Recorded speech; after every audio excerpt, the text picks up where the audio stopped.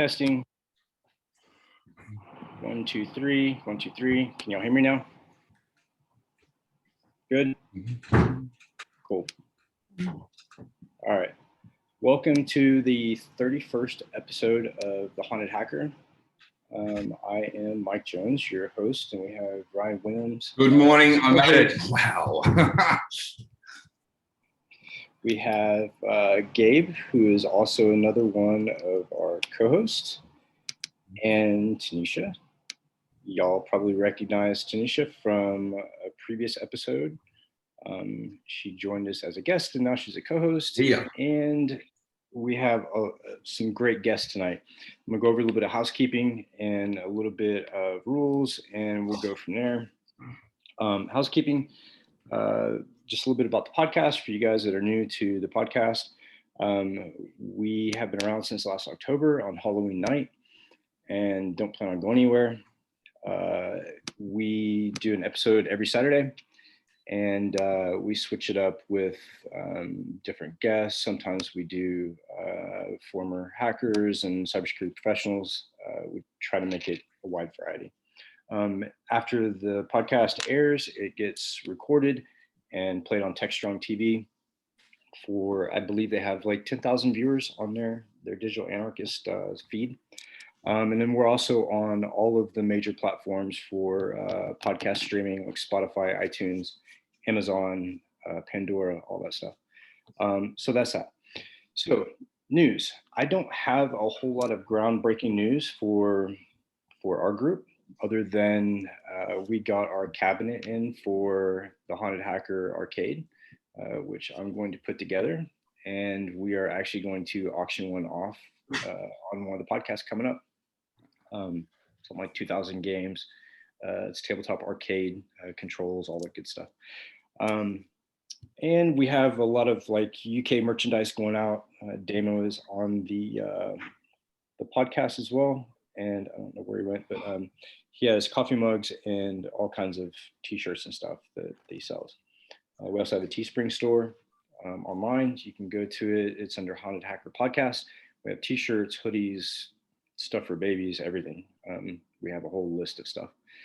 And we're going to be opening up some new merchandise soon. Can't go into that yet, but we'll discuss it during one of our admin meetings. So that's it. In the actual cybersecurity news, I haven't heard a whole lot this week, although I've been quite busy with trying to get code written and stuff like that. So I've been kind of MIA while I've been developing some stuff. But next week will be different. So yeah, I don't know a whole lot as far as the news goes. I know the MTA got hacked earlier this year. The pipeline got hacked. I think they're doing a footprint of the US for critical infrastructure and probably getting ready for an active attack that's going to be pretty nasty, multifaceted. For those of you who weren't on the last podcast, I got some information about how DarkSide does some of the attacks, deploying ransomware, and then at the same time hitting them with a 16 megabyte or 16 gigabyte a second denial of service, distributed denial of service, DOS. So that can cause like some major problems as far as trying to fight a breach. Was that just running distraction, or what's that? To run distraction? Were they using that to run distraction, or to implement that?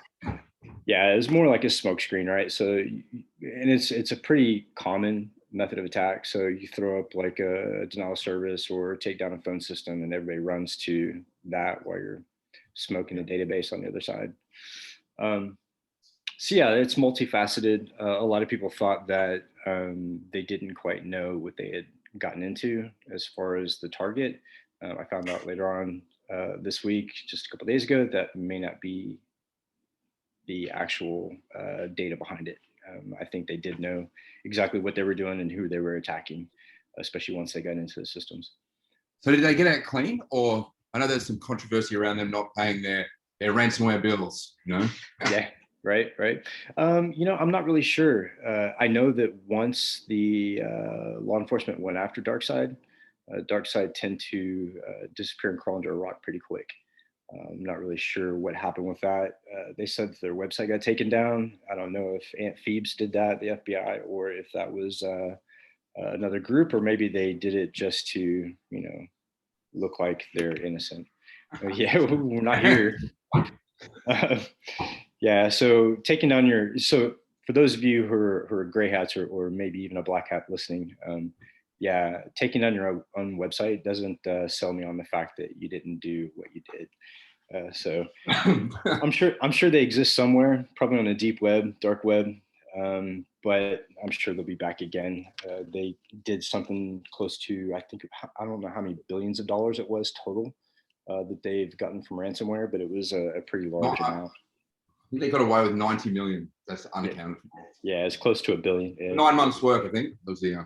Yeah, I mean, they had what, 5 different victims last year, and then they had the one this year, Colonial, which I don't know why they paid the ransom, but they did supposedly, or cut a deal for it. But in the U.S., we don't bargain with cyber terrorists or terrorist organizations, supposedly, but they got paid. So with that being said, we don't have any pressing news for the Haunted Crew. Everything's good. Y'all are super impressive. The magazines are coming out. When, Ryan? The 7th, right? Is the first 7th, yeah, man. That's tomorrow, yeah. Oh. Yeah. Once you take a second and tell us about the magazine real quick for those who haven't heard about it. Okay, so we're Haunted Hacker Australia is launching a magazine. It comes out tomorrow. I've had, I think, an hour and a half sleep. Turns out everyone likes to submit their articles right on the deadline. So thanks everyone for that. It's awesome, excellent, so much fun. But yeah, we've got some really good stuff happening. Got giveaways from DroneSec. They've given us a range of courses and a certification. Some memberships to Pen Tester Lab. We've got articles on all sorts of stuff from all areas, from hacks through to high C-level stuff. It's it's turned out really well, man. And that comes out Monday morning, or your Monday morning, my Monday afternoon. And if you go to the LinkedIn, I believe there's a subscribe link if you want to get it first to kind of be in the chance to actually win the giveaways, man. Nice. What's we got? Awesome. Yeah, there's all sorts of stuff there, man. There's a bit of a crypto, there's a bit of stenography. Mate, it's a gift that keeps on giving. Yeah, man. Yeah. So those of you who don't know, like, we decided to do a security bulletin. We put that bulletin out. I think it was out maybe like a couple of days. And then we had people who were asking where to find it, how to subscribe. They wanted a subscription to the feed. So we decided to go with a magazine, and Ryan put together this awesome template that looks like a legit magazine. So Hack at 9 magazine and 2600, you're on report. We're coming to get you. So let's get started. Ryan, why don't you take the honors of introducing our guest? Now, it's Paul here. I can't actually see him. Is he in here somewhere? Or? What's that? Paul's in here. Yeah, Ryan, I'm here. Okay. Oh, nice. Hey, man. How you doing? Good. So I'm going to let you introduce yourself because I've been awake for about 6 minutes, and I'm going to go. I'm going to let you take it for Paul and tell us about Merimetso and what it is you do. Sounds great. Thanks, Ryan. Thanks, Mike, for having us on this morning. It's a bitterly cold, and when I say bitterly cold, it's Sydney bitterly cold. So it's about 8 degrees Celsius here at 7 a.m. It's one of those mornings where you're kind of really waiting for a glass of red wine and your roast beef and your Yorkshire pudding at 5 o'clock, right? So Merimetso is the culmination of about 80 years of experience. We have 2 of our other founders on the call as well, Campbell and Andrew Bly. And we about 2 years ago, we had been talking about how do we work together to change and adjust the practice of educating pen testers, cybersecurity engineers, digital forensics officers, people who work in a SOC, from a self-learned, self-paced type of education where people kind of just go on YouTube or look at, magazines and kind of try to hack their way through learning, or going in and doing academic study, going into university, spending 4 years at university, then coming out and really not having any experience or skills, and seeing where we could bridge those two kind of avenues for learning. So Campbell, I'll let Campbell and Andrew introduce themselves in a minute, but they have, between them, they won't like me saying this, but decades of experience in this space. So as a couple of old guys, we decided that instead of spending 16, 18, 20 hours, doing pen tests, doing digital forensics engagements and consultancy work, we were all getting a bit tired. We were all getting a bit gray in the hair, that we would try and teach everybody else how to do this from our experience. So we've taken the avenue that the guys built in the UK around the cyber scheme and the Tiger scheme, and we're applying that to essentially the 4 disciplines, right? So offensive security, SOC or defensive monitoring, digital forensics, cybersecurity engineering, and incident response, and giving people practical skills that make them essentially job ready. So one of the things that we find is people come out of school, come out of a course that they've done, they have all the technical skills, but they don't have any of the experience. And Ryan will be able to attest to this in Australia. There's always talk of skills shortage, skills shortage, skills shortage. But what we find is it's not a skills shortage, it's really an experience shortage. And so if we can help with the new and upcoming cohort of cybersecurity, the cybersecurity people are coming through into the industry, and short circuit a lot of their experience, we'll be able to fill that gap and really start doing some high quality, good work for customers, governments, for themselves, get young people into the industry really quickly, get them earning money at a higher rate than their peers. And then as they grow in the industry, they kind of shift from place to place, right? You start out as a hacker, you get into incident response, you get into digital forensics, and then hopefully they'll start a business, they'll make millions of dollars, and then they'll hire the next 20 pen testers or whatever, the next generation. So that's the idea. We've been around for about 2 years. We have an office in the UK. I'm here in Sydney. We have a team in Canberra, and we're looking at obviously building up both the courses that we sell directly and provide directly to individuals, but also then helping enterprises with their teams as well, and looking at how do we branch out and build that capability in emerging economies like, Sri Lanka or Sub-Saharan Africa or the Philippines, where there's a lot of people really starting to do a lot of high quality work, but they don't have the experience and or the mentorship to be able to start doing really high value work in places like the UK, Canada, the US, Australia, and New Zealand. That's what attracted me to asking you guys on the show, just the physical approach to it, like actually getting a hand-on experience, which is what so many people are lacking. I know with my own experience that it was, it's the hardest thing to get is that hands-on experience. I think the Merimetso way is really intriguing. I like the build a solid foundation level, then to build that up. That's why they're here, Mike. Yeah, exactly. I like the approach. So I mean, just the fact that you acknowledge the fact that people come out of school not having enough experience or enough to get into the workplace, I think is huge. And that's a huge identification. And as far as the skills gap goes, so I've been fighting this same issue for months. This has been my platform. We don't have a skills gap. We don't have a shortage. We have a problem of companies hiring correctly.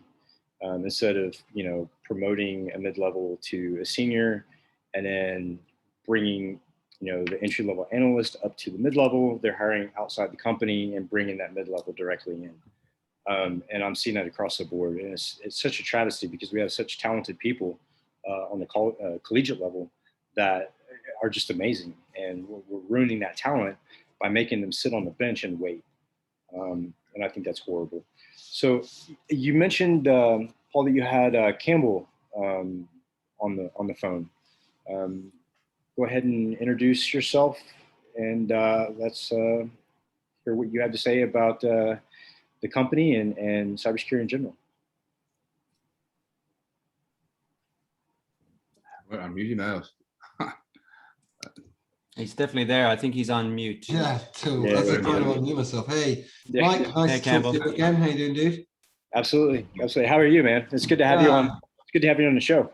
Yeah, I'm good. I was a little kind of broadsided because I forgot about this. So I had my second COVID jab yesterday, and I sat in the pub in the sunshine in the UK from about 2 o'clock this afternoon.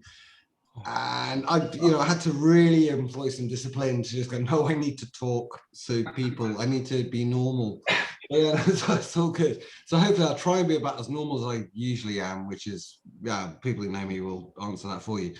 So in terms of, everything you said is absolutely correct. I mean, I've been working in cybersecurity for like 25 years this year. And bringing people up and through the ranks is really important. That's why I founded Merimetso, because when I sold Encryption Limited, which was the largest privately funded, not with external funding, privately owned penetration testing and cybersecurity consultancy in Europe, to a multinational corporate, it just all fell apart. Everything that I built just disintegrated literally in the first couple of months because of the need to, the desire to just, profit over development. And that was the problem with that company. What I realized within my, in my time in that business was, what we did really, really, really well was take juniors. We took people, unexpected people who weren't really, aiming for something information security, and they are now heads of penetration testing or cybersecurity or digital forensics at big brand names. And we did that by looking at the way people think, and that was very important. And a case I refer to quite often, which there are many cases, was we had a guy called well, let's call him Tom, just for the sake of calling, for anonymity, who was driving past our office one day, our office in Kidderminster in the UK, which is a terrible place. Never go there. Honestly, do not put it on your travel list. It's an awful freaking place, but the office space was cheap and we needed office space. So Tom, as we'll call him, knocked on the door and he said, he parked up in a heating engineer, like a plumber's van, kind of, like knocked on the door and like, what do you want? I opened the door and said, you guys do cybersecurity. I'm really, really interested in cybersecurity. I was like, oh, well, yeah, come in, have a cup of tea, coffee, whatever. Let's have a chat. It was really good to meet some enthusiastic people who want to talk about what we do and care about privacy. Because let's be honest, what we do is not about glory or guts. It's about protecting people. That's what we do. And this guy clearly was concerned about privacy of his family, of everything. He wanted to do better and make the world better. So I was like, yeah, get on in here. Let's have a cup of tea. Let's chat. Let's chew some logs. Let's just talk.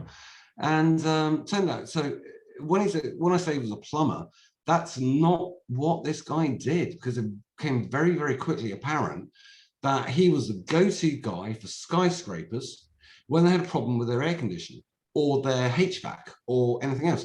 And he would turn up at a building he'd never been to before, never touched before, and they'd show him the plans, and he could just reverse engineer what was wrong with it and just go, the problem's over there.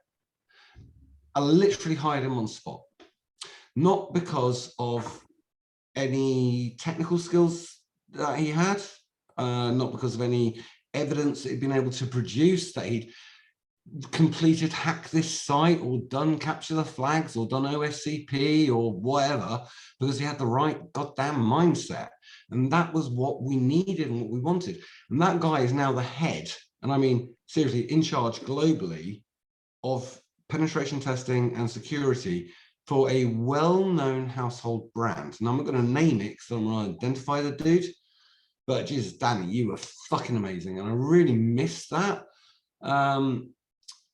And that's what Merimetso is about. It's about let's take that understanding. It's not about HR. It's not about what letters have you got behind your name? What have you got?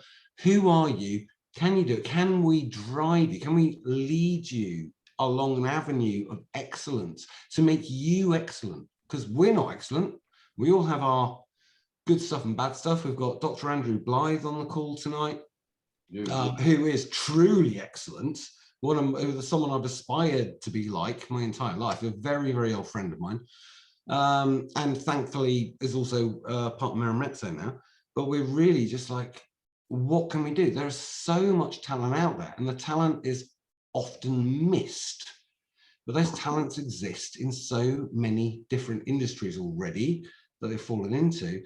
But we have if we have a cybersecurity skills shortage, which you've already alluded to, how do we actually find the rock stars? How do we make the bedstones, to use the rock analogy? You know, there are foundations, there are bricks, there are capstones. Cybersecurity is everything from the bottom to the top, and that's the way Merimetso are approaching it.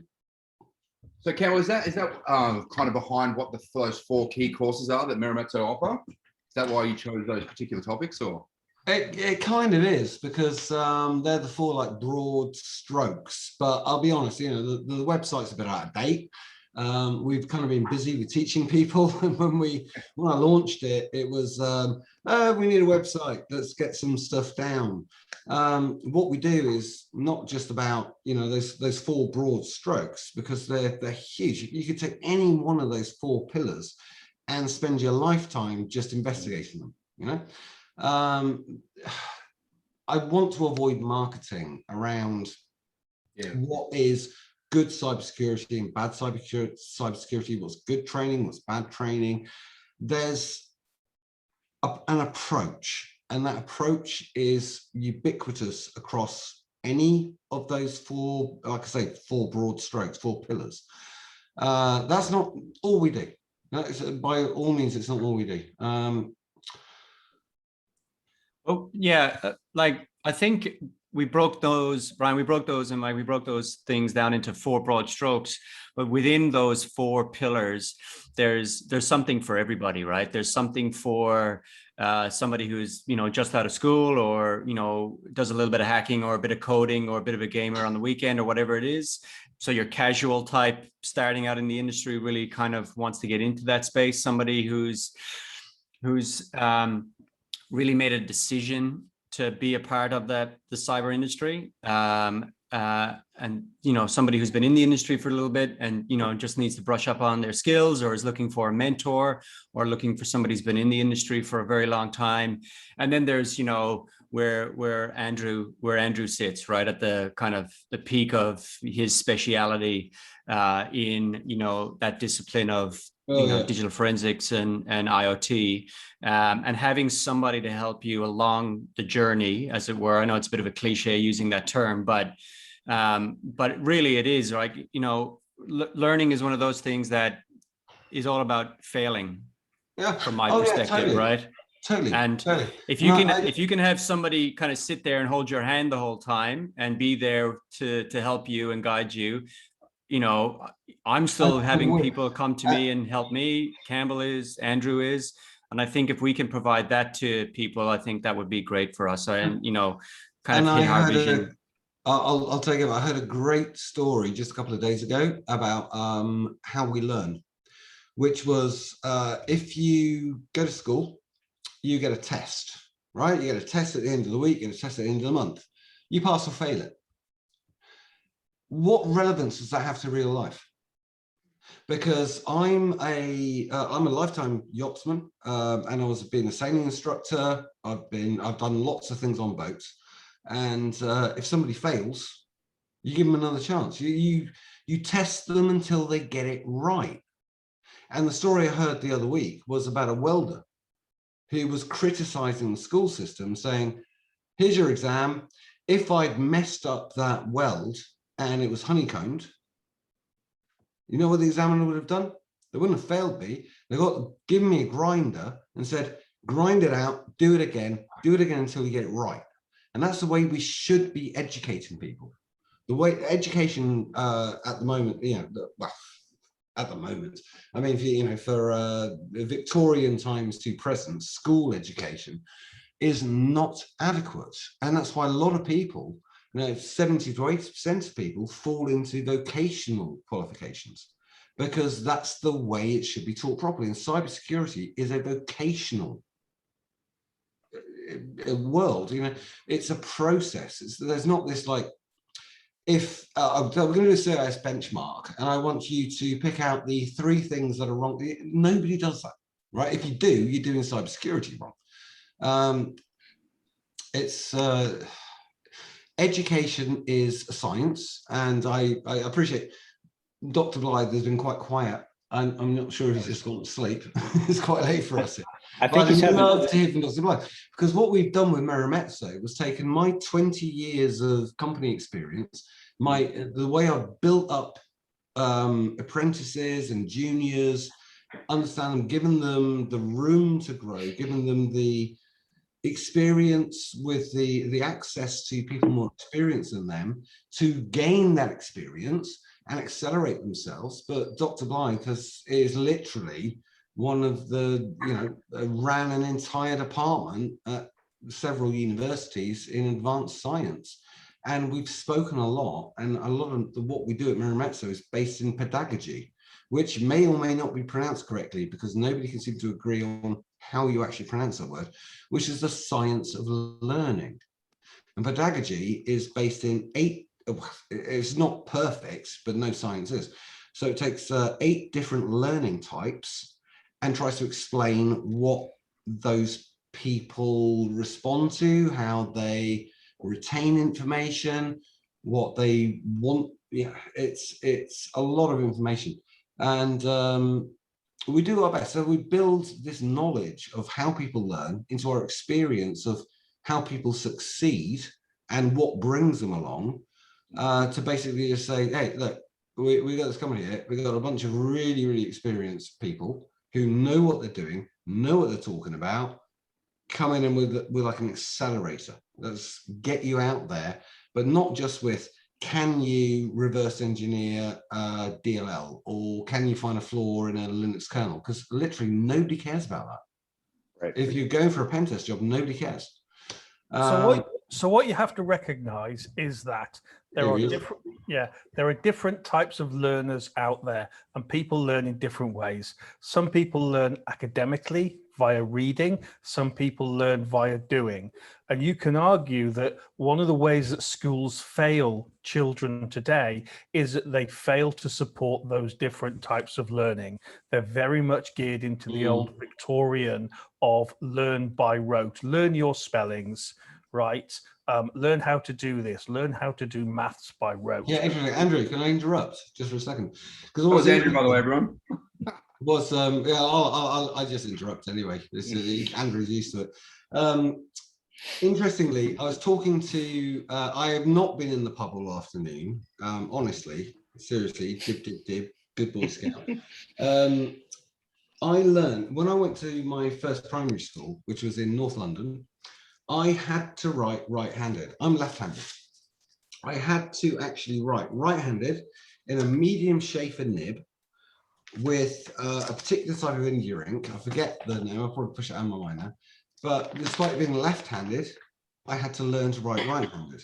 And that's the kind of education that is still in place. So my kids are, well, one is way past school age and university age, and the other is kind of going through, I don't know what the US equivalent of A-levels are. High school. It's high school. High school. High school. Yeah, it's like knocking on for 18 years old. He's getting old man. And it's still, you can see this prevalence of this pushing down onto people. How do you learn? What do you do? I kind of get it, because having been a sailing instructor, there are certain ways of doing things, and I get that, but it's kind of limiting. It's just asking people to say, no, this is the only way of doing something. So So how do you guys handle neurodiversity? I know that there's so many different ways to learn, right? So I barely graduated high school because I didn't learn the way that the school system taught in Texas. Yeah, it sucks. But what I realized was I learned by hands-on, and I learned, you know. So you are a naturalistic learner. So Yeah. you fall into the 8th category of the pedagogy. What's the word I'm looking for? Mnemonic, you know, the structure. There are 8 different types of learners. You fall into the 8th type. That doesn't mean that you're at the bottom. It just means that they're all parallel. You're exactly the same type of learner as a mathematical learner. You know, So you're the same. So you can argue that one of the ways that, if you like, schools have failed, and what's different with what Merimetso does, is that what schools should be doing is not teaching people, but preparing people to learn. Oh, hell So university tried to get across the middle. Certainly we did when I ran the forensic bit at the University of Wales. We tried to say to students, this is the beginning of your lifelong learning experience. You should never stop learning, right? You go out of here with a set of knowledge that's going to allow you to get a job, but that is the first step on the ladder, right? And, you know, you're never going to stop learning things, and it's about giving them the skills and the confidence. That's why when we taught forensics, we taught the Socratic scientific method first. That's interesting, Andrew. It's interesting you mentioned Socratic scientific method, which is OHCT, observe, collate, hypothesize, test. Yep. But the Socratic method is actually the first from 300 years before current era. So what the hell year is it now anyway? 2,500 years ago. I don't know. I'd lose count as it goes. But the Socratic method was the beginning of the science of pedagogy, because that's when it was first actually, and I'm not even sure if I'm pronouncing that word correctly. Pedagogy, I don't, nobody's ever given me a straight answer, and is that the right word? But it's it literally means the science of teaching, and there is a huge chance of it. So, there's a hand up, Professor, please explain to me. Am I wrong? Somebody. Well, so it's down to the old thing. Do you pronounce it Linux or Linux? Oh dear God, no. Right, I mean, I've had a more recent conversation, not about that, and I know we've had that discussion several times, Andrew. Nobody cares at the end of the day, because we're still discussing the same damn thing. You can call it a brick or a brock. It's still a brick or a brock. Tomato. Who cares? Tomato or tomato. Right. Exactly. I mean, but yeah, I mean, it's all about equipping students with the skills to learn and giving them the confidence to fail. One of the things that we did when we ran the forensic course we'd actually do casework with the students, and we'd have them presenting evidence in a mock court. And, you'd see how long the students could stand up against professional barristers, because we had judges and barristers coming in, and it gave them the ability to fail in a structured environment where they could learn from it. As a scientist, I always say I learn more through failure than I do through success, because failure tells me something about why something isn't working. Success just says, well, it works. I don't know where the line is. It could be a foot in front of me. It could be 2 feet in front of me. It could be a mile in front of me. Whereas failure says something about where that line is. And so one of the problems that we have with science today in education is that we view failure as a negative thing, and we need to change that. So we try to go back to the students when we're doing the mentoring and say, it's okay to fail. Failure is good. Failure shows you're learning something. But here's a question for that, with that same line of thinking, right? So we see day after day. So cybersecurity obviously is a pass or fail type of industry, right? You either get breached or you don't. If you don't get breached, obviously you're doing something right. If you get breached, the common thought is you failed, which I think is completely wrong. I agree. I used to say to companies, it's not a question of if, it's only a question of when. How much time, money, and effort someone is prepared to spend. Right? Exactly. Every system can be broken because of these warm, squashy things called humans that get in the way of things, right? You know, meat suits. yeah, exactly, right. You know, we have the Black and Decker. Take a 30mm drill bit and a Black and Decker drill, and you know somebody's kneecap, and you say, "What's he going to be?" Your password of the kneecap. And let me tell you, at that point, I'll confess, I was the man that assassinated Kennedy. I was the man on the grassy knoll, right? So, you know, not a question of this. It's only a question. So glad you're taking the hit for me, Andrew. Yeah, well, you know, having just come back from a trip to the Galapagos to see the penguins, right? Fuck you. Good work, mate. Good work. No, right. So, you know, it's a matter of giving people. I owe you a bottle of rum. Yeah. I totally agree. So we have someone online right now, one of the co-hosts, who has 5 master's degrees. Like, totally shocked me. Tanisha, she is an amazing student, and her story about learning and gathering all of these degrees like they were packs of gum in a convenience store is insane. And I envy those type of learners, right? Because I have a type of neurodiversity that makes things a little bit more difficult to learn in a traditional setting. But how do you afford 5 MSCs? Yeah, exactly, Tanisha. Yeah. How do you do that? I'd love to do that. Excellent tuition reimbursement benefits for my employers. Damn, I want to work where you work. Yeah, let's all go work for you, right? But yeah, no, I mean it's good.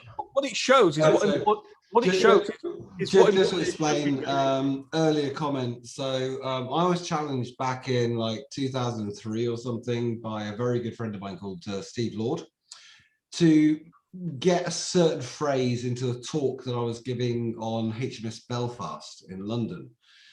And it's just become a tradition that we do just throw random phrases at people. Paul's random phrase earlier today was Yorkshire pudding, which he got in, and Andrew managed to get Galapagos penguin, which I thought he would never get in to a talk, but he managed it. Damn it. Thank you.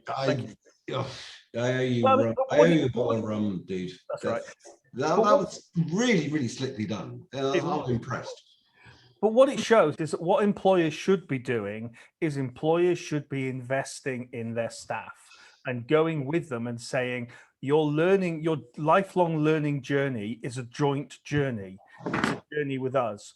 And so one of the problems that you can say we have in the cybersecurity industry is we have an unwillingness of companies to invest in people's education and training, whether that's formal education, whether you talk about MSCs, or whether it's training, whether it's sending them on courses or making time for them to read a book.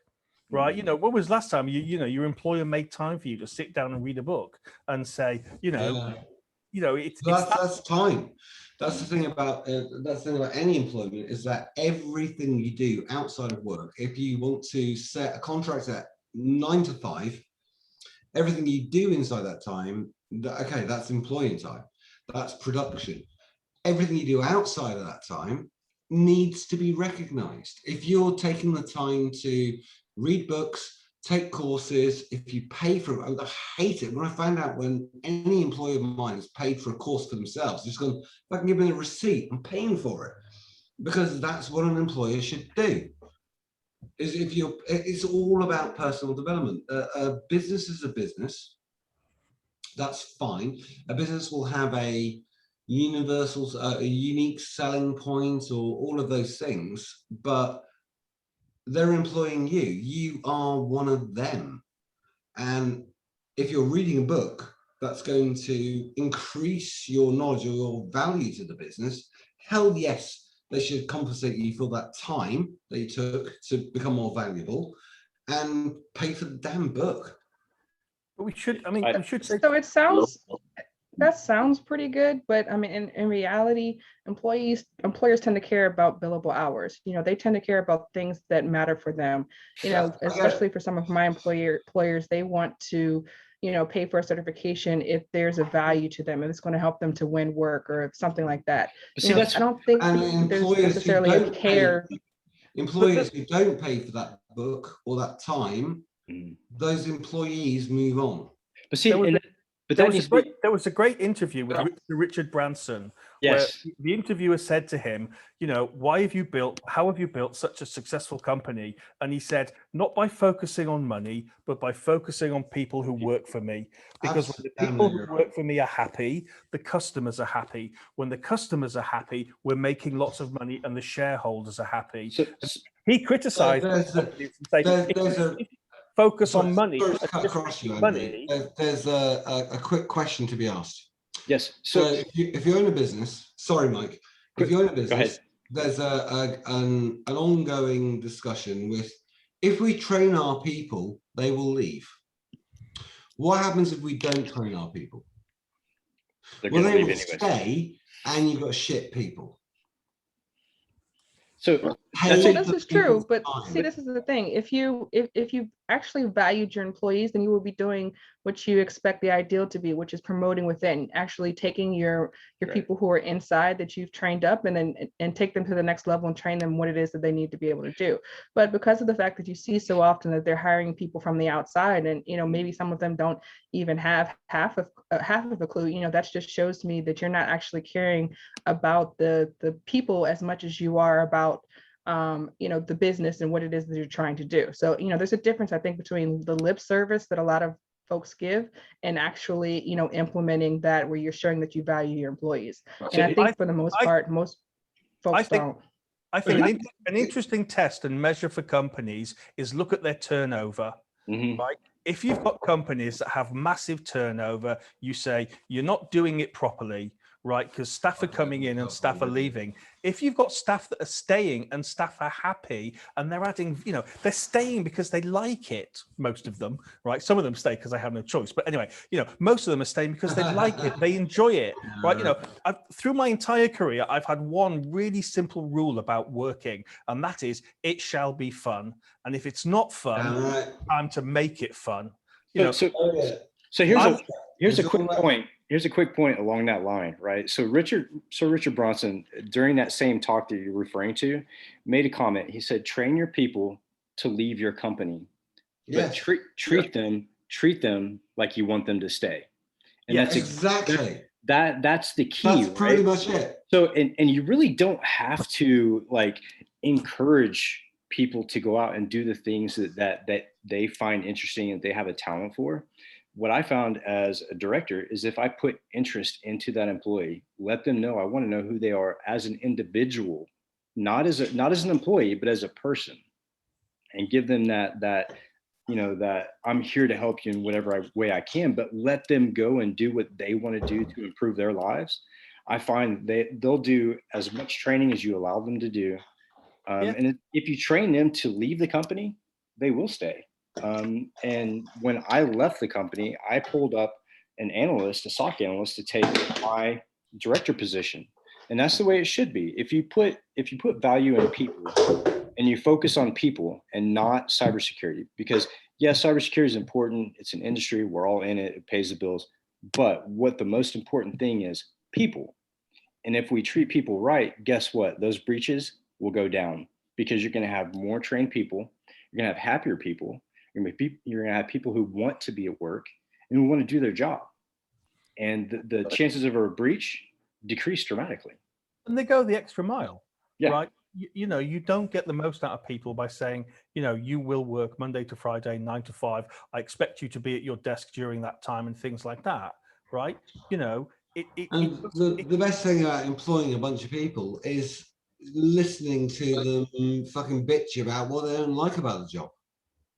Yeah, but here's the thing, right? That we're talking about training for cybersecurity, obviously, but those same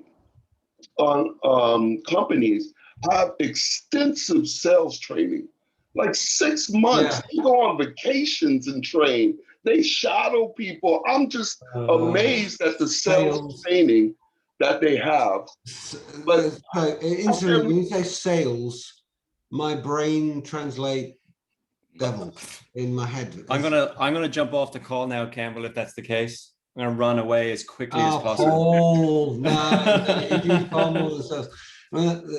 It's dedicated salespeople. There's two things I was of my fucking life before I want to get out of Yeah, actually there do were two anything. things that I heard. There was two things that I heard on here. There was how do we improve the capability within an organization to be more secure, which is great. Obviously, how do we take a network engineer and turn them into a SOC analyst? How do we create? How do we build slap him really engineering hard security capability within the development group so that the three security people that you have in an organization is not a bottleneck for product from a business perspective. But there's also the cohort of people who could be on this call, right? So if you're a consultant or you own a consultancy business or you have a team of people, you'll have a hierarchy of skills and experience in that group. You'll have your 3 or 4 people at the top. You'll have maybe 6 people kind of mid-career or mid-experience, and then you'll have a couple of juniors. The problem with a system where we are only focusing, and this is from a business person's perspective, and this kind of goes to what Tanisha was saying. If we have a view as business owners of only training and investing in people because we can get immediate short-term billable hours from them, we are not having a mid to long-term view of what our business is going to look like in 24 to 36 months. And as business owners, that's a bad business owner. If we do not have somebody to take over and come up the ladder of experience and skills, as we have attrition, maybe somebody might leave, they get a better offer, they move away, they unfortunately get sick and have to leave the business, they may just want to retire, and you don't have somebody to fill that role, you're not going to be able to bill out to your client and customer base at the same rate, because they will expect somebody to have the 10, 15, 20 years of experience in that space that the person before them had. So just from a business perspective and from a, wanting to generate revenue for an organization, it makes perfect logical economic sense to do this investment, whether it is taking the time to mentor people or giving them the opportunities to learn. That way you have a pipeline of talent that you can replace the talent that leaves, and they will leave. Right, and that was my point. They do that for sales. Like, this is nothing new to companies. Sales, no, 100%. They got it down to a science.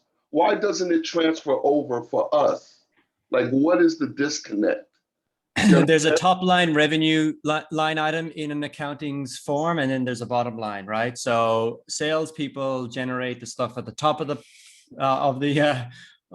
the income statement, and everybody else is a cost on the business, and that's the culture that's created. And what we're trying to do is ignore it completely and look at how do we help people use their talent to generate top line, and then just have salespeople talk a nice story.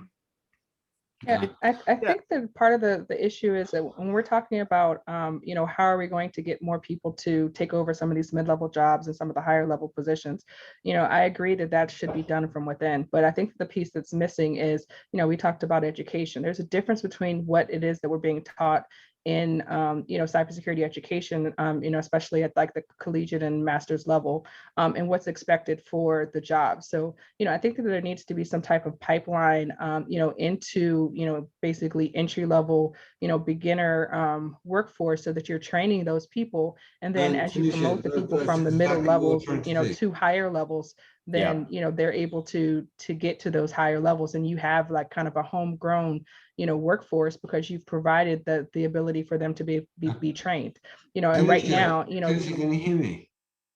Yeah, we can hear you, Campbell. Cool.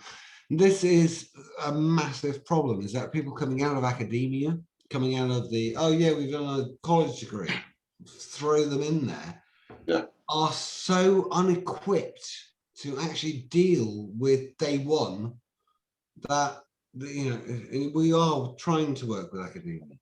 Problem is, because the university is unequipped. All right, let me tell you where I live.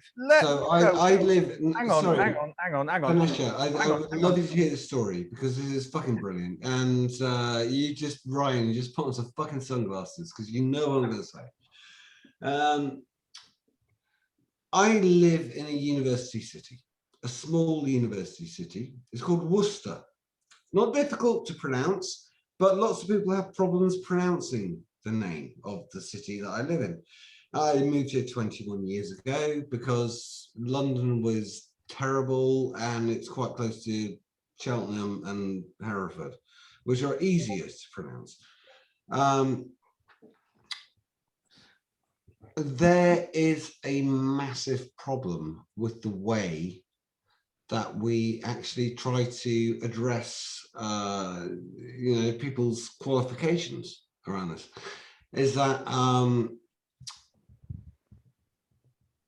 people who have got cybersecurity degrees from Worcester, or from Cheltenham, or from Oxford, or Cambridge, or any of the other like known universities, have done a computer security, well, just fucking computing degree really, and then did one fucking module about security, and then the whole degree changes to, oh, it's a cybersecurity degree. Universities are not the answer. Universities are really failing on this. Universities are money-making organisms that want to move left and right with a, hey, we want to, yeah, we're going to do this, yeah, we're going to. No, that's I'm going to jump in there. That's not fair, right? If you look, Andrew, come on. If you look at when you are the unicorn and the Portuguese man of war in this. No, let me finish. Let me finish, right?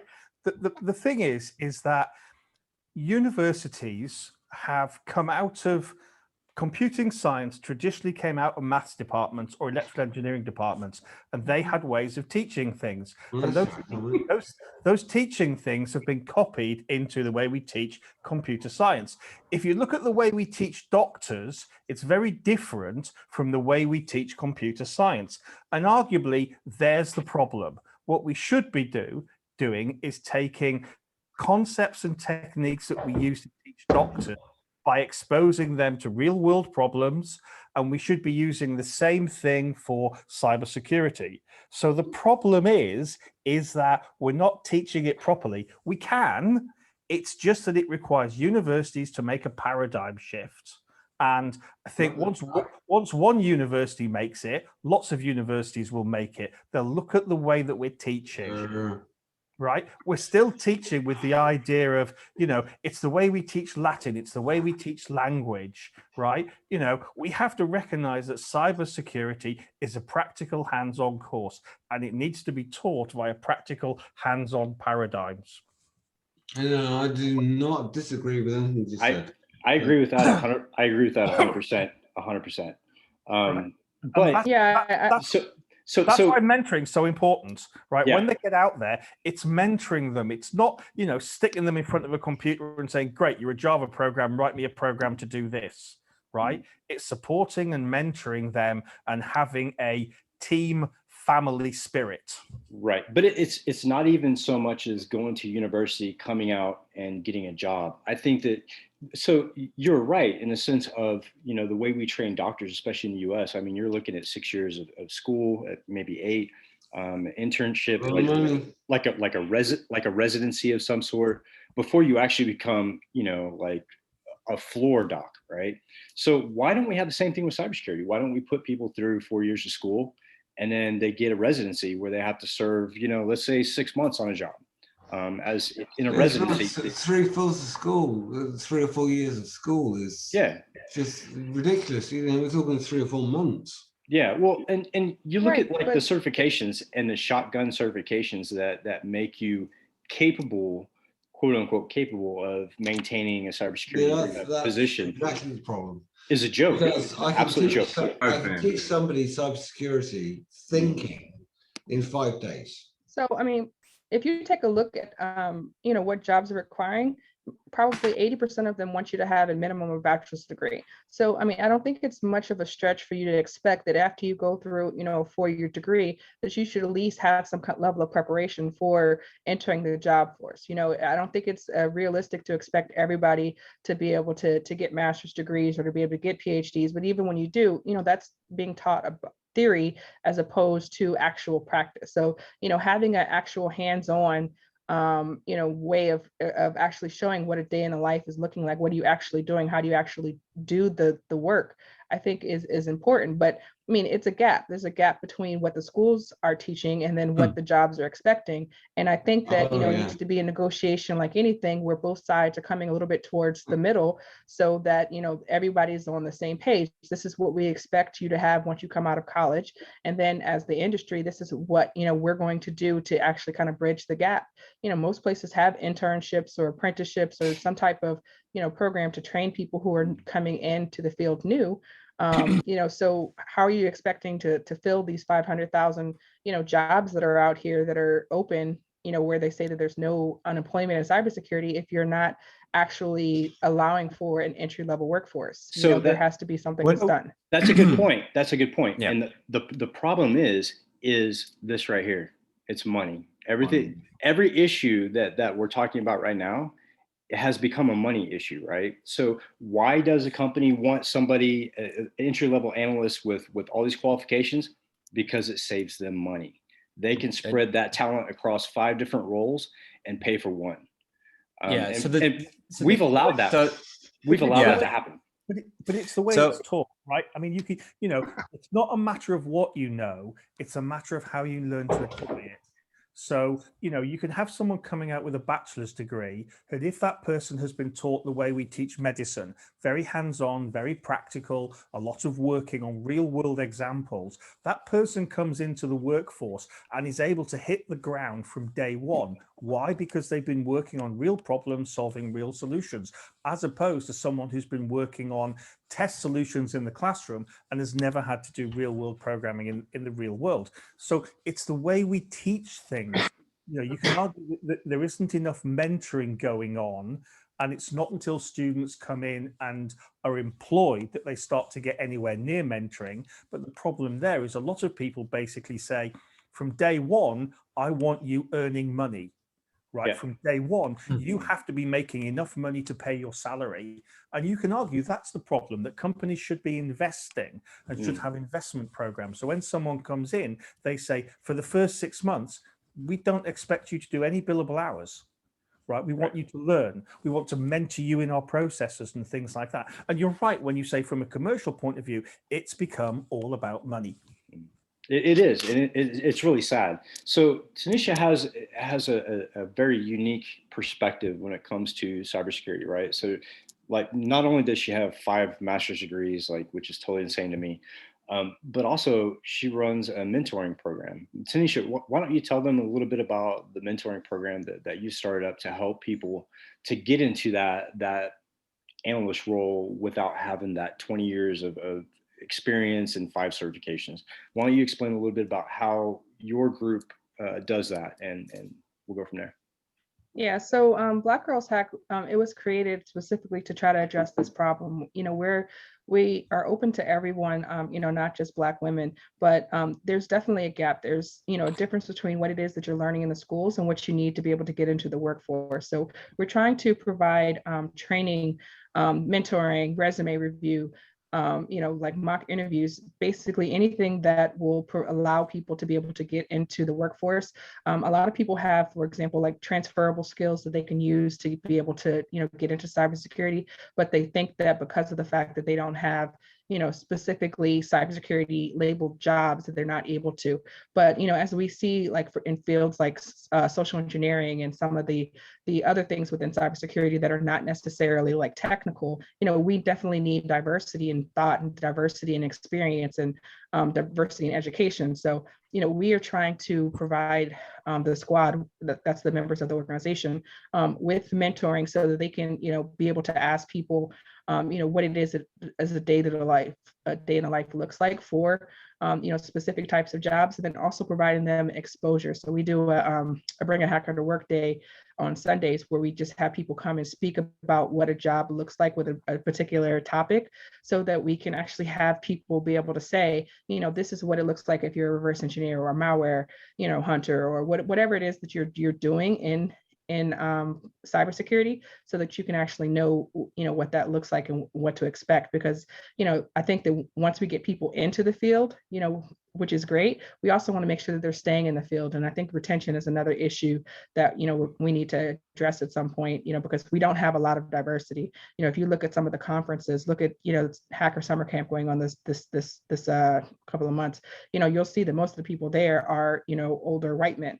So we want to try to see some of the diversity that are going into algorithm development, that are going into some of these systems, especially when, they're trying to connect anything and everything, so that we can, be able to have more, diversity in some of the systems and not as much bias, because so many algorithms are used to decide so many things, such as justice and healthcare. So, we kind of need to get more diversity, more difference in those fields.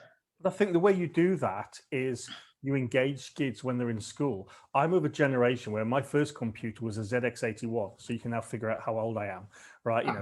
6502 processor, right? None of this graphical rubbish that kids want today. Command line and proud, right?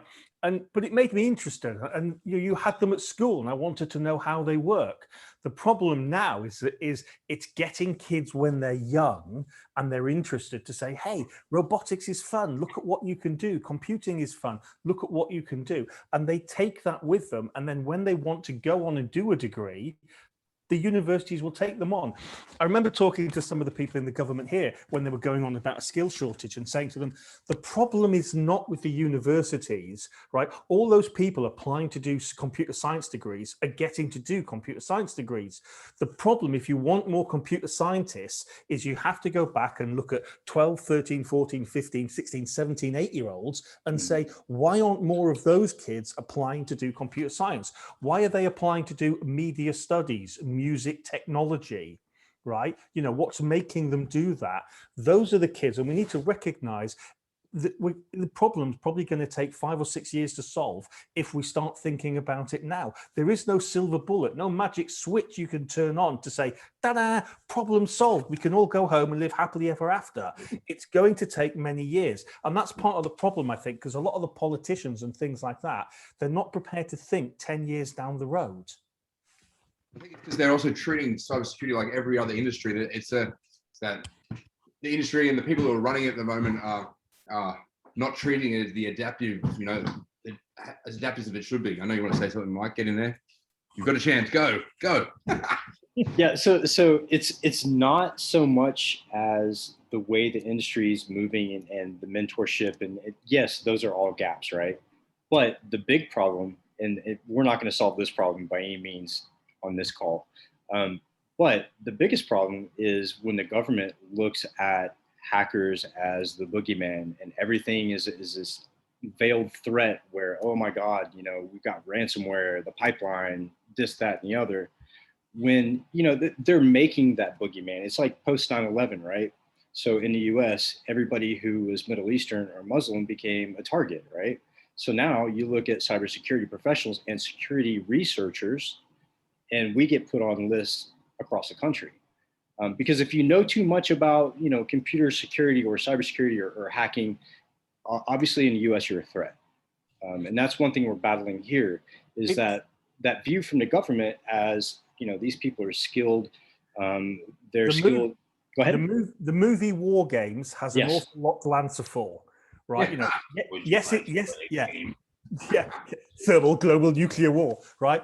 But that's the problem. I mean, it launched 1,000 hackers, but at the same time, it presented a stereo image of, the bad person out there, right? And so you have this thing about, oh, if you're a hacker, you're bad.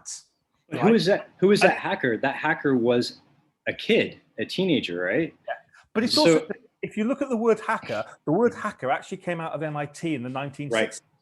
And it was Mindset, about yeah. people who played around with technology to get them to do things. That's right. And it was actually a very positive word, Mhm. you know, was viewed with like a badge of honor, like, hey, you're doing all this stuff. Now it has a negative connotation. And Right. that's the problem, right? We need to change, you know, we need to somehow figure out how we can change the connotation of the word and have it back as a more positive thing, contributing to society rather than that kind of, you know, 15-year-old kid that wants to bring about the end of the world.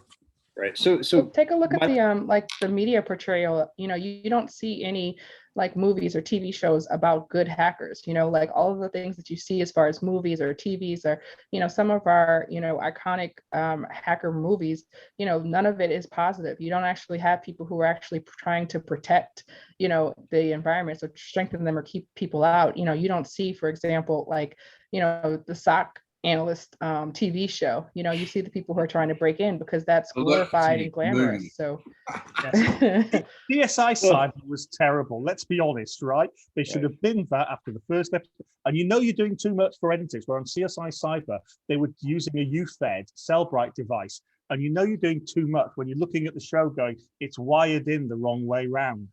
I'm gonna have to agree with Professor Roger on this one. Yeah, I think Hackers got a great media portrayal when Angelina Jolie played one in Hackers. I think that was a beneficial move. But you're right. But you're absolutely right, Tanisha. So what about the guy who went out to create malware to remove the Eternal Blue and some of the other malware? What happened to him? He got off of a plane and automatically arrested by the FBI when he was trying to help the situation. So here's the conundrum that I'm looking at, right? So the FBI just recently logged into servers without people knowing to remove malware, right? Without permission, obviously, but they did it anyways to help. Good. But they did it to help. So, I mean, for the past, I guess, 3 years when I was in Europe and in London, Why did that though? Arrested? Yeah, Breaking servers, get rid of malware. Yeah, I'm going to jail. Yeah. So my last 2 years in London was spent talking to kids and talking to companies on, you know, what the true meaning of hacker is and the innovation and the motivation that we have today in technology. We wouldn't have SpaceX. We wouldn't have Mac computers. We wouldn't have the internet had it not been for hackers, or back then crackers from MIT, or, you know, from the old days, to create this technology. But somehow, from the point where we created the internet, when DARPA produced the internet, released it to the public, from that point on, we've gone from the internet's a good thing and we're here to help everybody modernize everything and communicate, to the internet's a bad thing, it's a scary place, and don't worry about it because the government will protect you. And that's what we face here. Overseas, it's not so much. Living there, yeah, we heard about all the gruesome attacks and ransomware, but the government takes a different stance over there. And I appreciate that about the UK. When it came to the kids who were identified as cyber criminals, they didn't automatically throw them in a cage and make them a true black hat or make them a person who is a threat. They gave them a second chance. And I think that as an industry, we're failing completely at that, because back in the day, when I first got into IT, it was really, like Tanisha said, it was really the old white man with, you know, the long beard, long hair, the Unix admin eating Cheetos at his desk, right? That didn't want to share any of his secrets, because if he told you how he did his job, he was afraid he was going to lose his job. And so that's what we face now, is that we're still seeing remnants of that. People afraid to share knowledge because they don't want that person to move one step up the ladder ahead of them. But it's getting to the point where the government's stepping in, and especially in the US, when we've had so many major things compromised, supposedly, then the government steps in and says, okay, you can't do the job, so we're going to do it for you. And you're going to have to meet these compliances. You're going to have to pay these fines. And this is what the lowest level of analysts that you can have. This is their qualifications. So when I was doing DoD contracting, when I contacted one of the recruiters, they said, you have to have a combination of 3 certs. Those certs, one being, and this is concrete, you can't waver from this, you have to have a CEH. Trash, fuck that, threw it out the window. Next one, they said, you have to have a SANS cert. Or really, which SANS? You know, which GIAC cert do you want me to have? There's like 50, and they're all shit. but you had to have one of those. And then the third one was anything you wanted. And I was like, okay, so I could go out and get like, I don't know, a cooking degree and that would be good. But really, they had a low level, a low bar of what they expected people to come in at, which, if we could move that same idea into commercial, we'd be successful because the government just wants people to press buttons. And it's a matter of creating an ecosystem. If you look at what the Israelis have done, what they've done is they've taken their hackers that you have to do military service. They put them in a hacking unit within the Israeli government. They train them. And then when they go out, they're picked up by companies. And it's a matter of creating a viable ecosystem for talent coming in so it can be developed. Exactly. And the military does a great job at that. I was in the military. I was a cryptologist in the military for a number of years before I came out and got in trouble. But it all goes back to the government is probably one of the only institutions that trains their cyber warriors with enough, I guess, technical knowledge and experience where they can leave the military service and actually jump right into one of the fastest paced SOCs. But we don't have that. We don't have that for academia. We don't have that for people like me who really, I would have failed college. I don't know if I would have gotten a degree because I'm not that type of learner. So we're excluding the 90% of our industry who are already here. And when I say 90%, I'm talking about pen testers, right? So 90% of us pen testers are on the spectrum somewhere. And that's from my data that I've collected over the past years, talking to leaders in the industry, talking to people I bring on teams. 90% of our industry is neurodiverse.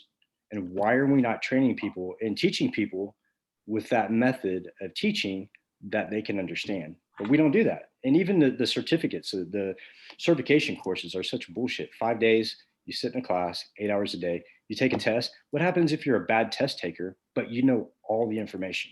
Yeah. What if you get anxious and fail a test? It's bullshit. I think that the military approaches it much in the same way as like the residency. They actually, you do your ASVAB or you do like whatever your aptitude test is, you get put into your industry and then, they teach you what it is that you need to know. And, it's basically trial by fire. You're actually given the opportunity, once you get in there to actually learn what it is that you need to know, right? And that's the kind of the model that we were talking about as far as like the industry needs to adopt as far as people so that they'll get the skills that they need. But I definitely agree that an approach that works, because a lot of the people that we see that are thriving out here are coming from the military, because they got a wide range of skill sets in a lot of different areas, right? But it wasn't like you passed a test or you were able to, what I'm saying, like it's like, hey, you're put in there and you're going to do this or you have to leave the military. Right. And I mean that there is a trial by fire when it comes to military. When I got into the CTN rate, which is crypto tech networking, attack and defend, right? So I was part of the attack function. There was no class for it. So we had to like write our own SOPs or whatever. But so there is a trial by fire level in the military, but they do allow you to fail. And to me, failure is a natural progression, right? I wouldn't have learned the things that I've learned hacking had I not thrown an exploit out there that didn't fucking work, and have to go back and recode it. You have to learn from that stuff. Look at how babies learn, right? Yes. A baby learns that something is hot by touching it and going, that's hot, I don't want to do that. Failure is part of our natural evolutionary learning process. And we need to view failure as not being negative, but being a positive. Everyone should be allowed to make, you can make a mistake, just don't make it twice. But as an industry, we don't do that. As an industry, we say we cannot fail at all. We cannot allow a breach, because then our whole security group has failed. The company's failed. They get black-eyed in the public, in the media, and that's wrong. We fight this together, and it's not a company versus a company. It's an industry, right? Yeah. And if we want to better shit, we have to really buckle down. I mean, when I do a sample of the internet and find that we have MS Blaster running wild on the open internet, that's a fucking problem. Are we that bad at what we do that we can't stop shit like that from 1995 or from 2000? Like it's ridiculous, but it's because that whole idea, that mentality of you cannot fail. And I've heard so many times, red teamers only have to be right one time, but SOC and blue team has to be right all the time. That's bullshit, utter bullshit. Yeah, that's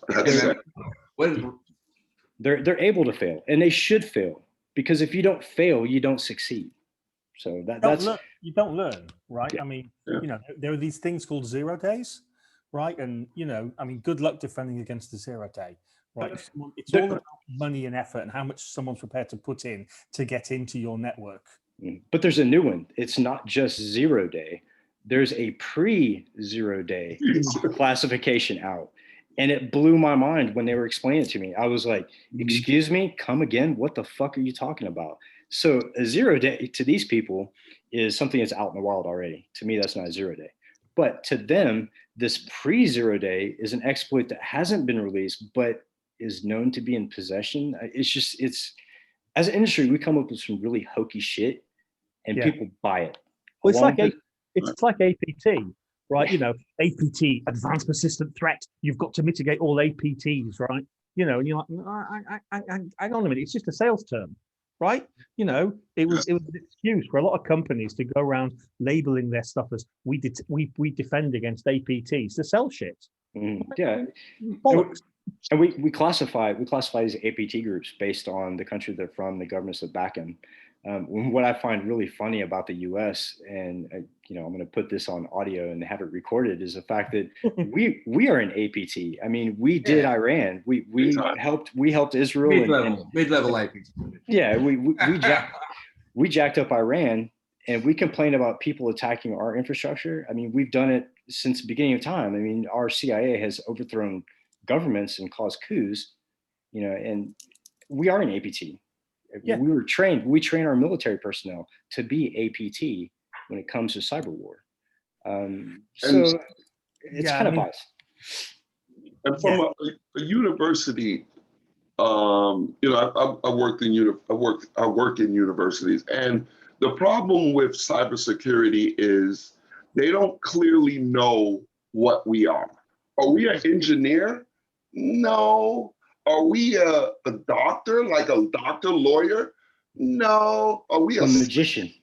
No. Yeah. Are we electrician? They don't know what to do with us.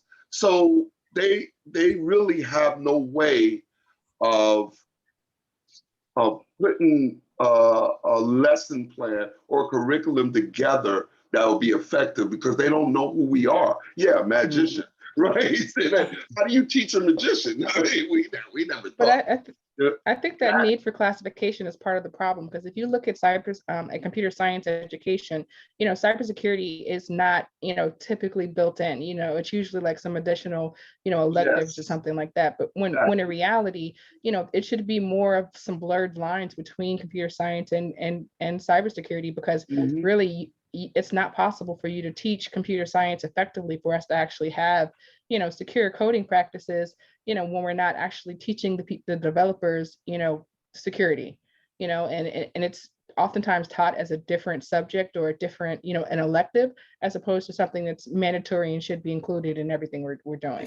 It's a different language. People don't understand it, right? So there's a reason why we call our programming and our code languages, because it's shit nobody else can decipher and understand. And it's the same thing with schools, right? And I've experienced that, you know, going in and talking to some of the universities in the UK when it comes to cyber law, and they didn't even know what the CMA was. So when you deal with that level of incompetence, and you're relying on that level to train your next generation of cybersecurity, you know, defenders, it's a failure situation.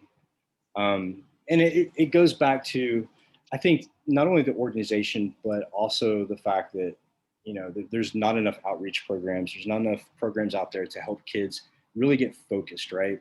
And really look at cybersecurity. So they have a lot of engineering. My son went to a school, and in high school, they took engineering, they took robotics, but, you know, there wasn't one computer course that focused on cybersecurity. And I asked him, I said, are you interested in that? Of course he is. But they don't offer it. They offer robotics and engineering. I mean, what the fuck? The whole world's based on computers. Why not have a cybersecurity program? But that's a battle that I think is going to take some time, because we have our own issues in the U.S. when it comes to school. They're trying to push agendas through schools right now, and it's become more of a state-sponsored. Politics, right? Bush started that with the No Child Left Behind.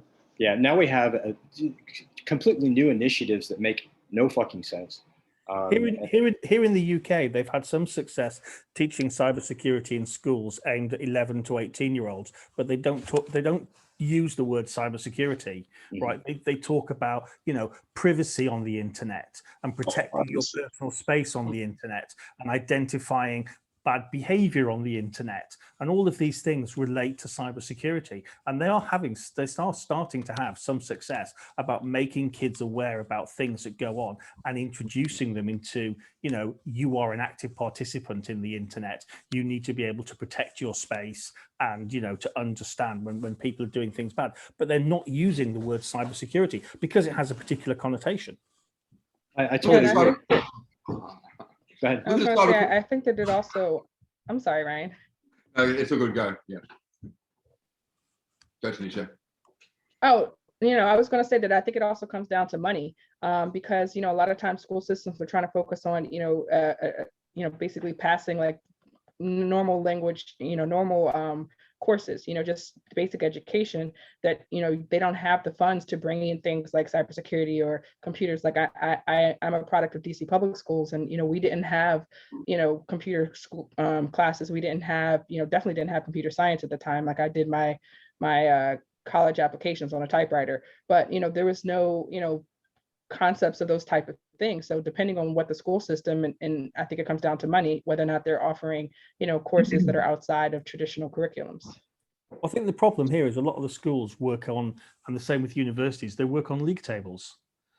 So the unit, what the schools are interested in is working their way up the league tables and getting good league results. Not about the quality of people that are walking out the door, but how many A's did your students get at A level, right? What was your GPO, right? In America and things like that. They're not all they're interested in these numbers, not the quality of students walking out the door. Did you produce a rounded individual? We don't care about that. Right, what we care about is, did they get 3 A's at A level? Yes, well, that's good. Well, not necessarily. It's down to, are you measuring the right thing? And arguably, a lot of schools aren't, and because of these league tables. And there we go. Yeah, I totally agree. That's incumbent on business as well, right? So business and government have to. So in business and in government, we put weight on certification because it gives us a guidepost for the skills of that person. We know what they should have been taught under that certificate. So in order for the students and the academic and the educational space to be able to give people those certificates, they have to measure certain things. And unfortunately, cybersecurity, unlike some of the other, and I'm just going to use a broad term, the other information technology or risk disciplines, the skills are learned by doing, right? They're learned by failing and breaking and just getting your hands dirty. And Michael mentioned something earlier on. There was a comment in the thread. Is cybersecurity too much of a generic term? I think it is, right? So, 30, 40, 50 years ago, IT was one thing, right? It was electronic engineering and a little bit of programming in punch cards. Now it is 50 different things. And I think from a cybersecurity perspective, we have a broad brush term called cybersecurity, which means really 40 or 50 different things, but our industry isn't mature enough to have that breakdown of discussion and people who are not in the industry to understand what that is. They understand networking, people understand programming, they understand how to make an app. They know that it's different from,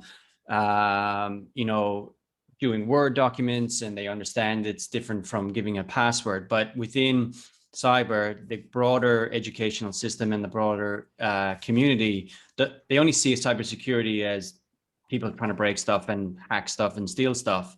They don't understand the nuance about risk and governance and and awareness and education and defense and attack and blue team and red team. That doesn't make sense to them because they don't know yet.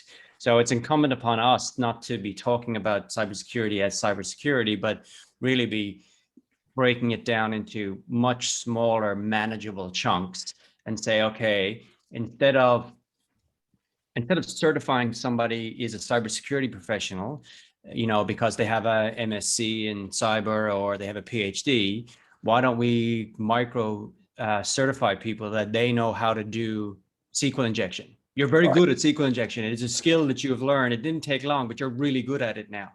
Or, cryptology, like Mike. Malware reverse engineering, you become an expert in that space, right? And then over time, you build up your portfolio of skills so that you can go and say, all of these skills combined is the same as somebody who's gone through 4 years of a bachelor's degree and then another 18 months or 2 years of a master's degree, right? So if they then choose in 10 or 15 years of having a career to get into academia, they can go to a university and they can say, I want to do a PhD in cryptography in this space. And they go, show me your body of work. Here's your body of work. That's exactly how cybercriminal works. Value. This is one thing that's left out of the conversation, how cybercriminal works. Like, that's the point of this industry, yeah, to fight that. Like, I can't go to the university, I like a degree in cybercrime, Baggy. You find one topic, you become an expert in that. And I think, Paul, you've got a really good point there. The learning one bit at a time, like cybersecurity, something's new every day. Like, yeah. Well, not only that, but we need to get journalists that are involved in the industry, and they need to come up with a new career plan that's called like cybersecurity journalism, to where they report the stories and the details on the breaches in an accurate fucking way, so it doesn't like spin up a bunch of fear. When the Colonial Pipeline got hit, the first thing my mom said was, "Oh, I'm scared. I haven't been on the internet." What the fuck? It was a pipeline. Who cares? It just, we need people to accurately depict what we do in our industry. And I think that's one of the major problems we have, is that we don't have anybody speaking out about the accuracy and what we do on a day-to-day basis to the rest of the general public. So all they see, and this is human nature, right? So what do we do with shit that we don't understand? We label it, right? We label it, right? So, Native Americans, when thunder happened, they thought it was a big fucking bird, right? We see shit in the sky and, it must be a UFO. So they do the same thing with us. For yourself.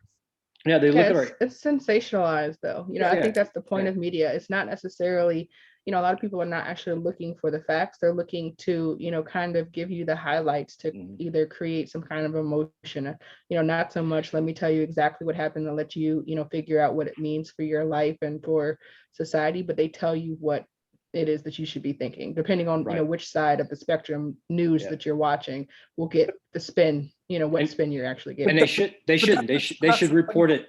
They should report it. But that's the 24-hour news cycle. Yes. Right? It's always, sensationalize, because we want to keep people on screen. So gone are the days of picking up a newspaper and reading a thought piece on a problem. Now it's just, and fear sells. And so, certainly in the UK, we see a lot of, on the news, a lot of the stories are what I would describe as negative. They're fear-based. You never have a good story, hey, somebody did this, right?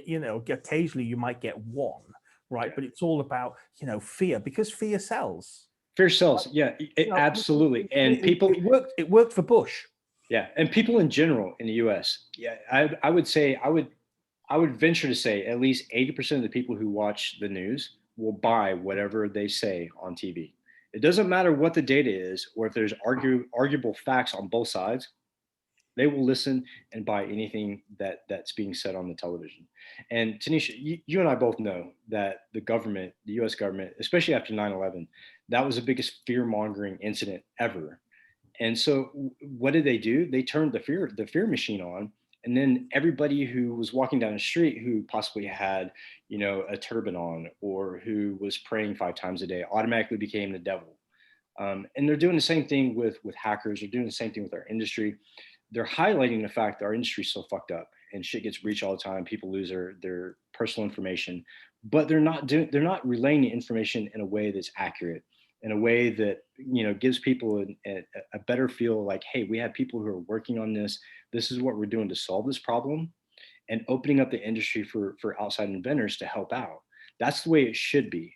But we're not doing that. As an industry, we're saying, oh, that company fucked up and this is why. Team viewer, big mistake, whatever. And we give them a black eye, we push them into a corner, we make them pay fines and potentially lose their business. So we need accurate reporting. We need somebody from the industry. Like when Trump had the czar and Krebs was, I mean, he was fantastic. And when he reported the way that it was supposed to be reported, and he said that there was no manipulation to the vote, what happened to him? He got fired.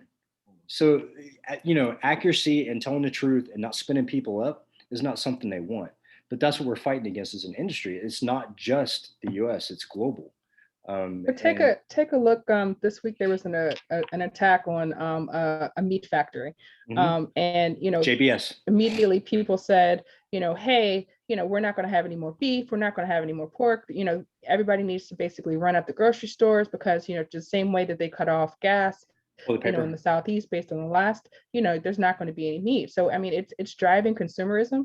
So, you know, not to mention the fact that it's meant to skew people in one direction versus the other, you know? So like, I mean, there are motives behind it. There are people, you know, who have interests outside of just reporting the news. It's not like they're doing it for the, you know, integrity. I mean, a lot of people have motives in terms of like driving, you know, people to another company, consumer, you know, to buy things, you know, like if you look at some of the biggest.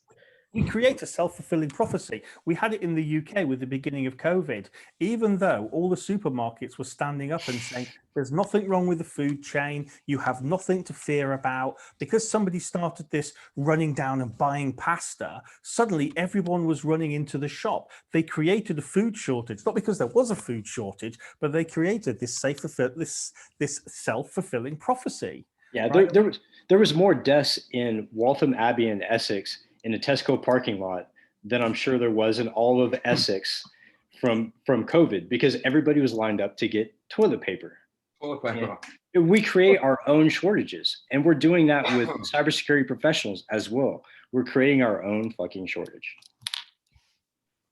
So, Andrew, is the depiction of hackers and cybersecurity professionals the same in the UK? Like in Australia, we get kind of a fairly positive light shone on us. Like the general populace don't think of they're kind of maturing what their view of a hacker is. Like in the US, it's pretty clear that you guys think we're the boogeyman. But what's it like in the UK? We're similar to the US, right? I wouldn't say it was as bad as the US, but certainly, you know, there's a strong negative light. It's changed a little bit because under GDPR, companies now have to report breaches. So we've gone from, you know, breaches being seen as negative. They still are, but companies are kind of, you know, because companies are forced to report them, it's become more of a, I wouldn't say accepted, that's kind of the wrong word, but more of a thing of like, shit happens. Yeah. Right. You know, and it's just part of life. Right. You know, somebody suffered a data breach because somebody did something stupid, you know, and you're like, yeah, okay.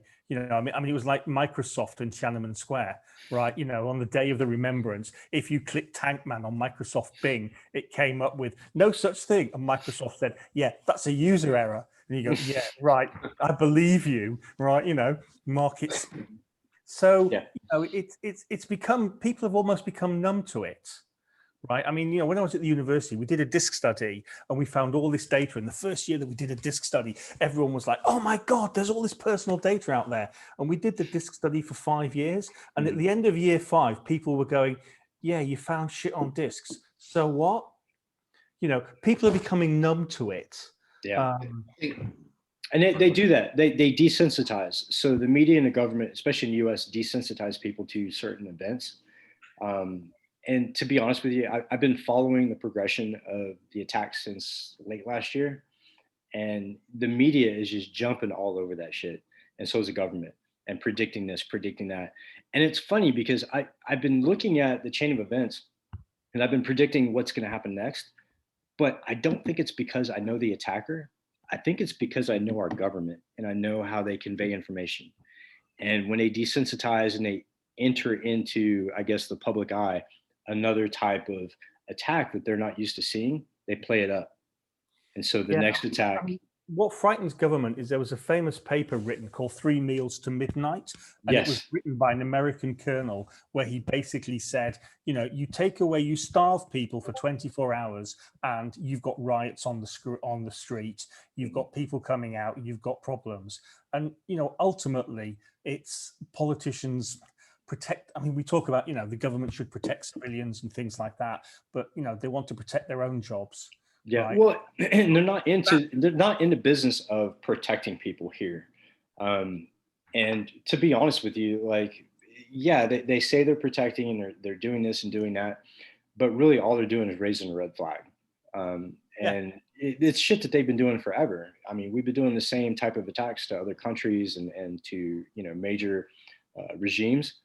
But when it happens to us, it's like the boogeyman, and we got to like shut everything down, and it's misconveyed. And the problem is we're having the government dictate cyber law and the actual compliance, and they're getting too involved in the industry. You don't see, the U.S. government getting involved in the medical industry as much as they used to. You don't see them getting involved in automotive and transportation. It's all about cyber right now, and they want. I think it was Obama actually who was talking about taking control of the internet and providing a internet ID for every citizen, and that's the way you function on the internet. And that's the utopia that the government wants to get to, is that they control that. Because if they control that, they control commerce, they control social aspects of the U.S. and the world, and that's what they want. They want that power. It's called China. Yeah, exactly. Right. I mean, there's a really interesting Panorama program on AI and the rise of AI in China for controlling people and the level of control you can achieve, and it's really quite scary. It is, and they were using drones during the pandemic to tell people to go back into their homes, and that's where we're heading if, as an industry, we don't stand up and try to stop that progression. And I don't know if that's possible. I did a talk called 1984, and I talked about how the novel laid out the framework for what we have now, but we've superseded 1984 by far. And we're getting to a point where that whole thought police, looking at your searches on the internet, they tag each person. And to say that China has a dossier on every citizen in our country is accurate, but at the same token, so does our own government. Our own government has a dossier on everybody. So, I mean, really, my point is that I think the government is getting too involved in our industry. And as an industry, we need to take care of ourselves and then open it up to the government. But the government drives so much of what we do as far as compliance and defense goes. It's insane. And I've been in the industry for over 20 years. And so we try to bring people into the Haunted Hacker to help co-host and people who don't have that amount of time to give them that experience. And one of the things that I tell people, that if they don't want to go to school, they don't want to get a certification, start researching, start publishing your findings, and continuously do that. Because really, you don't need a degree to do this job. Curiosity, tenacity, and passion. And if you have those two things and you do research, you can put that into a portfolio and present it to a company, and they'll buy that before they'll buy a CEH certificate. And I think that's the most important. So, with that, I'm going to open up the floor for questions. I want to ask Gabriel if he has any questions. First off, Gabe is one of our new guys from the UK. He's been with us for a bit, but he's one of our new co-hosts. And I want to give him a chance to ask you guys any questions that he may have, and we'll just move down the line and go from there. Yeah, sorry I haven't been speaking, mate. A lot of topics going fast. I just couldn't really keep up. So yeah, you guys have, I noticed you have the check scheme, and more specifically CSTM, I believe. In my experience, in my experience, that's not exactly the most entry-level certification. Usually you get that about a year or two in. So how do you introduce beginners, people without experience, that level of training? So in the UK, there's two levels: check team leader and check team member. Yeah. Check team member is designed to be the entry level that most people will go into. There's an expectation at check team member level that most people are at degree. I wouldn't say have a degree, but have degree level knowledge. So, you know, if you're wanting to be a pen tester, you've got the background in networking, you've got the background in programming and how systems work and things like that. And you've really got a set of problem solving skills, right? So when I used to teach forensics, as you say, it's all about problem solving. And it's the same thing with check team member. There are a number of courses you can go out on there run by, so Merimetso, we run a course for check team member where we take the students through, introduce them to networking, get them doing some basic stuff to sit an assessment that then gets you on a check team member. Check team members are very, very employable. I had a former student of mine sat at a check team member exam. He posted on LinkedIn and within 4 hours, he'd had 5 job offers. But it's the check team member is the entry point. The idea then is that you go and spend 3 or 4 years, you know, actually being a pen tester and living and eating this shit. And then you're ready to do the check team leader exam. And the check team leader exam, I used to be a check team leader examiner at a university, is 6 hours of hell, right? It is hard. I hear Crest and like things like CCT is very hard. My current team leader is about to do his CCTM. The pass rate's 40%, roughly. Right? Yeah, there used to be like only 200 in the UK before NCC got involved, and I'm not even going to go there because that's a whole can of worms. Yeah, I mean, you can turn around and say that, you know, the market has been somewhat manipulated to keep the number of check team leaders down so companies can charge a premium for them. You know, it should be competency based. You know, some of the assessments are broken, in my opinion, as an academic with 20 years experience, because you know, we're not examining capabilities and competencies of students in particular areas, and the number of check team leaders we have should be an irrelevance, right? You know, we shouldn't try and cap it in any way. It's about, are you competent and capable to do the job? Can you lead a team? You know, there are a lot more check team members out there. But I mean, you know, I used to say to some of my students, I used to train students to be pen testers, is that, you know, a lot of them used to say after 5 years they were bored. You know, because let's face it, once you've seen one SQL injection, you've kind of seen them all. You know, and once you've seen one remote buffer overflow, yeah, okay, you know, same-o type of thing. It can become very boring, so they tend to move on to do other things. And so, yeah, it's a check team member is a good starting point. Anyone who's wanting to get into the industry, I would suggest that you need to look at some kind of training or mentoring program to get you up to a level to do it. The assessments are not hard if you understand your stuff. You know, but if you don't understand how a network works, then you are going to struggle. If you don't understand how to identify certain types of vulnerabilities and exploit those vulnerabilities, you are going to have a problem. But luckily with the internet, there's a lot of training material out there. So it doesn't have to be courses. There's lots of YouTube videos, you know, online courses with things like Coursera and Udemy and things like that people can use to get themselves upskilled so they can do it. And then you can just go and sit in assessments. The problem I found with that is there's a lot of the certifications are based around what they teach at that particular training place. Like, because that's the route I went, because I've no money, so I just learned everything online, and then I'm studying for my OSCP right now. And the good thing about the OSCP is I found that everything that I've needed to study for, I found for free. Like it's not like the CEH and all these things. They have specific things that they're taught, like for CompTIA. And I've got a question about this UK certification. Is this what is it? The check.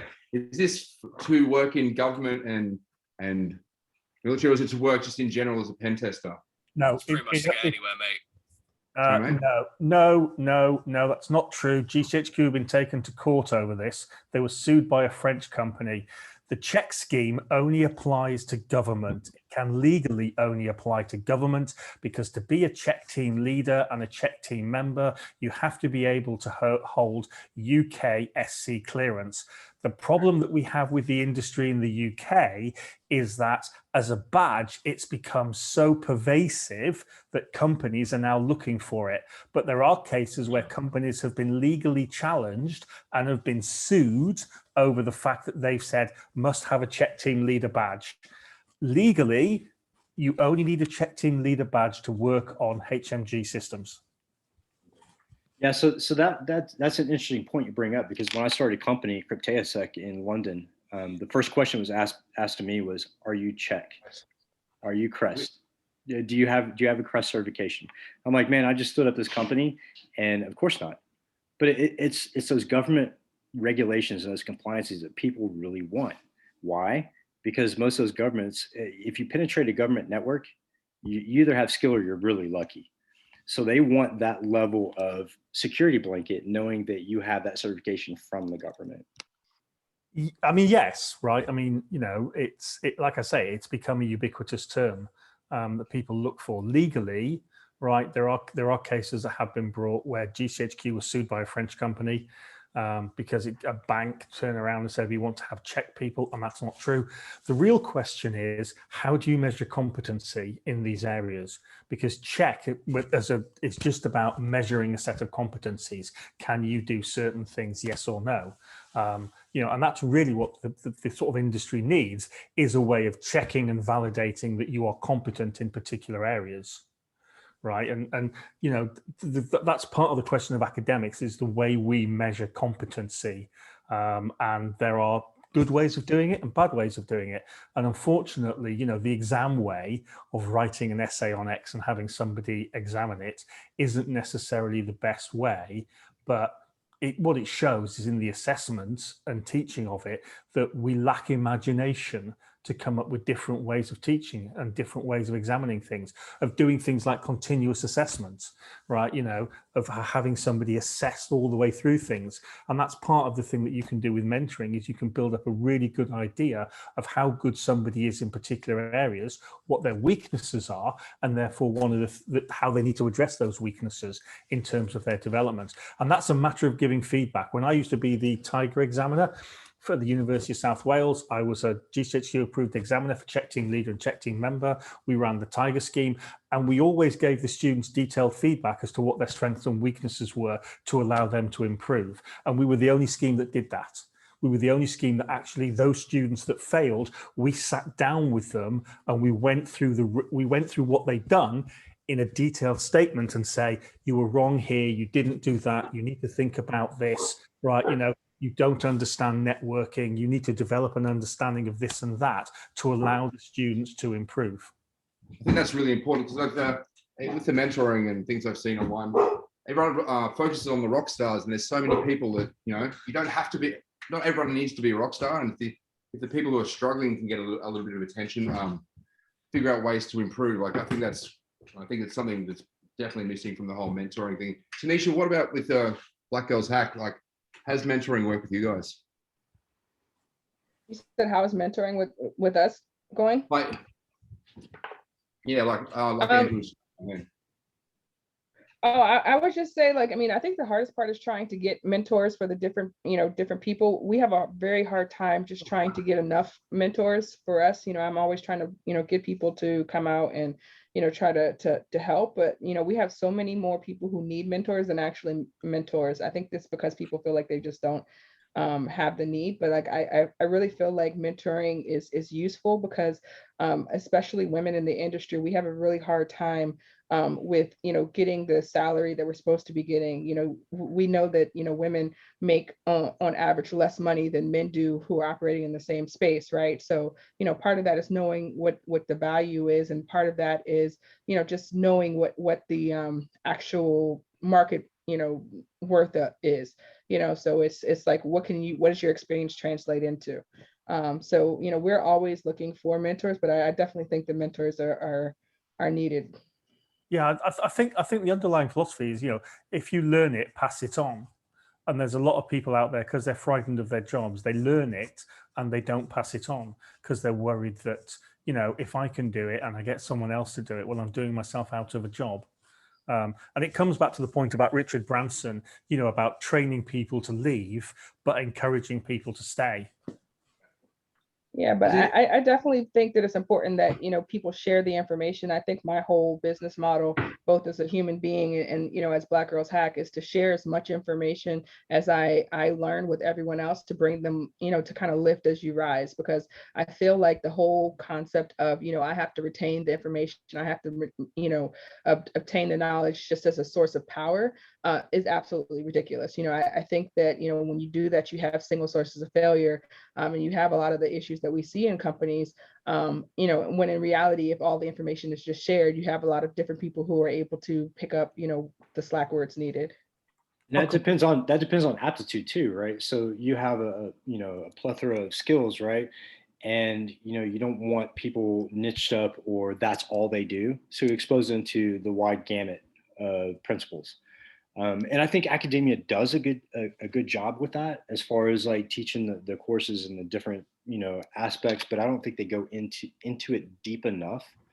Case in point, when you look at cryptography, I haven't been to a college or a university taking a course that would even equal up to MIT. But here's the question: is why does MIT have all of that clout and all of that knowledge transfer, and none of these other schools have it? It's all about money. It's how much you pay to go to whatever university you're going to. But as an industry, like that's part of why we're here, right? So we created the Haunted Hacker to give back that knowledge, because we found out that through certifications and through industry standards, there wasn't a lot of that knowledge transfer going on. And people who wanted to get into the industry but couldn't afford it, or who maybe wasn't a good student, but had brilliant mind as far as research goes, we transfer that knowledge in hopes that they'll catch on and continue following our projects and getting involved, and they can use that as a resume. But I talk bad about the state of the industry because there are some heavy hitters that make things miserable for people, and drag down the industry as a whole. The sad thing is when you look at the history of the internet, the original guys that created the internet did it to share information, right? I mean, it was about sharing information and giving people knowledge and empowering people, and not becoming a way of hoarding knowledge and hiding things. Exactly. And that transparency, I think, is paramount. But I'm not going to put my tinfoil hat on, but there was a reason why DARPA introduced the internet to, the civilians and in their homes, and everybody has access. So in the US, the mark of poverty, if you're below the poverty line, it's because you do not have an internet connection in your home. That's how the US gauges poverty now, is do you have an access to internet connectivity in your home? If you don't, then you're below the poverty line. Do they help you? Not really, but those are the standards.